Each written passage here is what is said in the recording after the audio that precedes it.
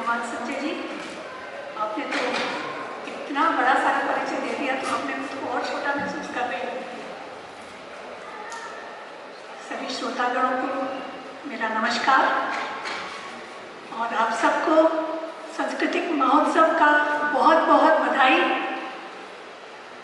आज हम अच्छे कार्यक्रम पे शुरुआत करने आए हैं सांस्कृतिक महोत्सव का और हिंदू काउंसिल को मैं हार्दिक बधाई देती हूँ जिन्होंने ये कार्यक्रम रचा है।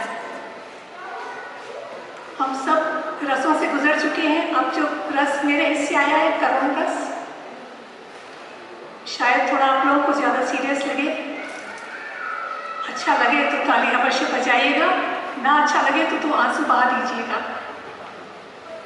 कविता का शीर्षक है अंतिम संस्कार। आंखों में नमी होकर भी नहीं थी, आंखों में नमी होकर भी नहीं थी, बस एक वीरानापन झलक रहा था। वह खुद को संभाले खामोश बैठा रहा। जी चाहता था आंखें मूंद कर कहीं एक शांत कोने में जा बैठे, मगर समाज का होकर सामाजिक स्वभाव रखना पड़ रहा था। आते जाते कुछ बहुत अपने व कुछ औपचारिक बंधुगण, कुछ बहुत अपने व कुछ औपचारिक बंधुगण उसके निकट आ शोक व्यक्त करते। कोई हाथ हाथों में ले मित्रता जताता, कोई हाथ हाथों में ले मित्रता जताता, तो कोई कंधे पे हाथ रखकर सांत्वना देता, कोई केवल हाथ जोड़ बिना किसी शब्द अपने वहाँ होने का आभास दिलाता। लोगों के बीच वह उतना अकेला तो नहीं था, फिर भी विरह की एकांतता से व्यथित था। होंठ हृदय की दशा को कह न पाते, किंतु जी चाहा अपने हमसफर को बताए, देखो तुमको विदा करने कितने लोग आए। फिर एक टीस सी उठती, अब वह क्या सुनती, वह तो बेवफा निकली। बीच रहा अकेले छोड़ उसको, वह अपनी राह पर जा निकली।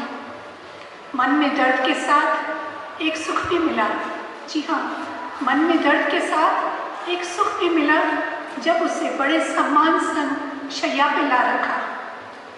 चेहरे पर एक अलग सुकून था, शायद अब वह तकलीफ मुक्त हो राहत की मौत पा चुकी थी। जी चाहा दौड़कर थाम लेता फिर एक बार, मगर समाज की सीमा के हैं कुछ शिष्टाचार। दूर बैठे ही देखता रहा उसका कई कंधों पर आगमन, और फिर जब पंडित जी ने बुलाया वह आया सबसे आगे। आखिर वह पत्नी थी उसकी। कांपती उंगली से उसने अंतिम बार उस अपनी का तिलक लगाकर माथा सजाया। कुछ बूंद गंगाजल मुख में डाल अब अंतरात्मा हो रही बेहाल।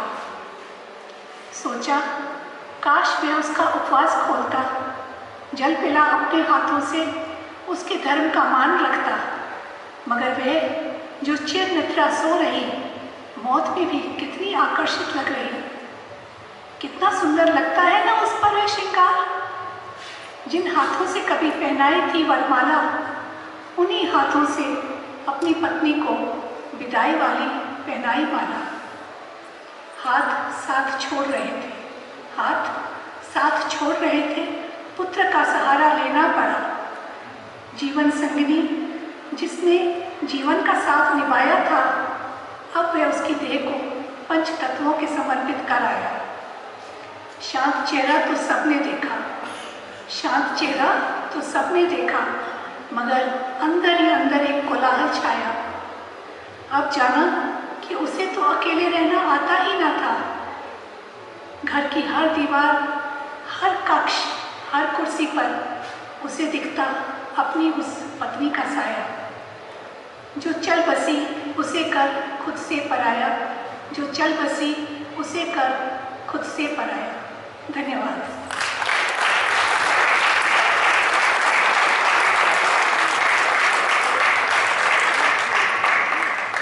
बहुत बढ़िया मोनिका जी।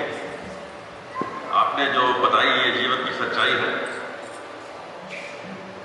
पति और पत्नी का रिश्ता दो पहियों की तरह है, मगर ये भी सच्चाई है जिंदगी में एक ना एक दिन किसी को जाना पड़ता है। और ये जो आपने बात व्यथा बताई बहुत ही बढ़िया। मैं मुझे जब आपसे मैंने ये सुना, हम जब कर रहे थे रिहर्सल, तो मैं उस रात को सो नहीं पाया और मेरे दिल में बहुत सारे विचार आए।